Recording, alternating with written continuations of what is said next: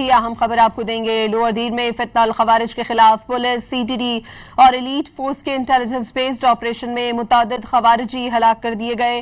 دیر کے دورے کے دوران inspector general Khyber Pakhtunkhwa police Zulfiqar حمید نے آگاہ کیا کہ لوور دیر کے علاقے حیدرے کنڈو ٹاپ میں پولیس، سی ٹی ڈی اور ایلیٹ فورس نے فتنہ الخوارج کے خلاف انٹیلیجنس بیسڈ آپریشن کے دوران مؤثر کارروائی کی ہے۔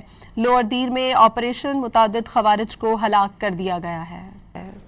ہماری جو پولیس ہے وہ ماشاءاللہ بڑی بہادری سے لڑی اور جو ہماری اسپیشل ٹیمز ہیں انہوں نے بڑا بھرپور طریقے سے اپنا کردار ادا کیا اور دہشت گردوں کو سخت نقصان پہنچایا، اور اس کے بعد پھر ڈی پی او صاحب اور باقی سارے ہمارے S P C T D اور یہ سب لوگ گئے اور یہ اس ٹیم کو وہاں سے ایکسٹریکٹ کر کے لائے۔